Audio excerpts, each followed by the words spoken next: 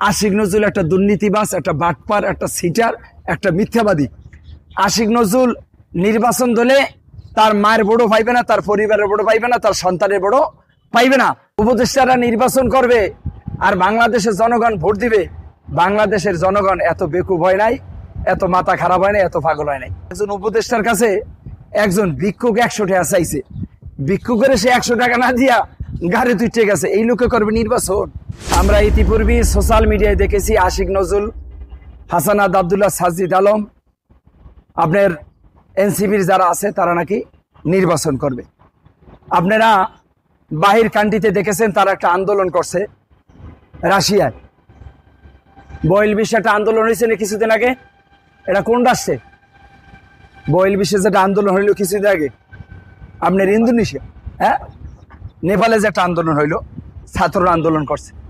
ছাত্ররা আন্দোলন কইরা এই দেশে থেকে দুর্নীতি খেদাইয়া তারা সাথে সাথে বড় বড় প্রশাসনের উচ্চ পর্যায়ে যারা ছিল তাদের পাও ধরে মাফ চাইয়া তাদের আবার যার যার বিশ্ববিদ্যালয় ফেরত গেছে। আর আমাদের দেশে মাননীয় প্রধানমন্ত্রী শেখ হাসিনার খেদাই দিয়া তারা করলো কি, কেউ এনসিপি নাম দিছে, কেউ মলম পার্টি নাম দিছে, কেউ সারফোকা নাম দিছে। হ্যাঁ, এরা নাকি সামনে বাইগুন মার্কা, কেউ থালা মার্কা, কেউ বেকু মার্কায় নির্বাচন করবে। এর জন্য তো বাংলাদেশের জনগণ, উপদেষ্টারা নির্বাচন করবে আর বাংলাদেশের জনগণ ভোট দিবে। বাংলাদেশের জনগণ এত বেকুব হয় নাই, এত মাথা খারাপ হয় নাই, এত পাগল হয় নাই। আশিক নজরুল এটারে দেখছেন মাঝে মাঝে শর্ট প্যান্ট বইরে ঘরে। হ্যাঁ, কিছুদিন আগে সোশ্যাল মিডিয়ায় দেখলাম একজন উপদেষ্টার কাছে একজন ভিক্ষুক 100 টাকা চাইছে, ভিক্ষুকের সে 100 টাকা না দিয়া গাড়ি তুইটে গেছে। এই লোকে করবে নির্বাচন? এই 16 বছরে যেই টাকাগুলি দুর্নীতি কইরা, 16 বছরে যে দুর্নীতি না করছে আশিক নজরুল, এই দুর্নীতি কইরা কোটি কোটি টাকা বাহিরে পাচার কইরা বাড়ি করছে, গাড়ি করছে, অট্টিলে করছে। আশিক নজরুল একটা দুর্নীতিবাজ, একটা বাটপার, একটা সিটার, একটা মিথ্যাবাদী। আশিক নজরুল নির্বাচন দলে তার মায়ের বড় পাইবে না, তার পরিবারের বড় পাইবে না, তার সন্তানের বড় পাইবে না। তারা যমুনা বইয়া ফাও সিল্লি করতেছে। একটা উপদেষ্টার কেউ কোনো মানুষ ভোট দিবে না, এটি ফাও সিল্লি করতেছে। ভাই, এই প্রত্যেকটা উপদেষ্টা এরা রাষ্ট্রের শত্রু, পুলিশের শত্রু, জনগণের শত্রু।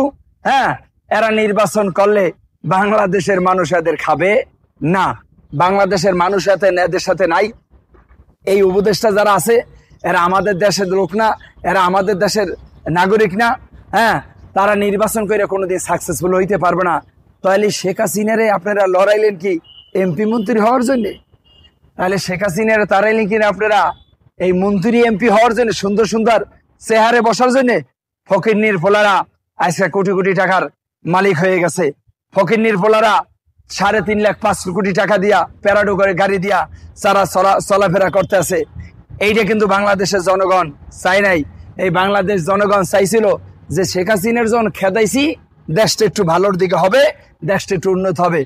ভাই, আওয়ামী লীগের আমলে কিন্তু দুর্নীতি যদি কইরা থাকে, কেউ যদি চুরি করে থাকে, সেটা কাজ কইরা, সেটা ভালো উন্নত কইরা তারপর চুরি চেঁচামি করছে।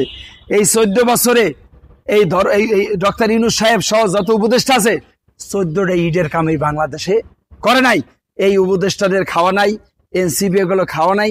এইগুলো বাংলাদেশের মানুষ চায় না। এদের কাছ থেকে বাংলাদেশের মানুষ মুক্তি চায়, একটু বাঁচতে চায়। 71 সালে মুক্তিযুদ্ধে যারা আছে তারা একটু বাঁচতে চায়, এদেরকে একটু বাঁচতে দেন।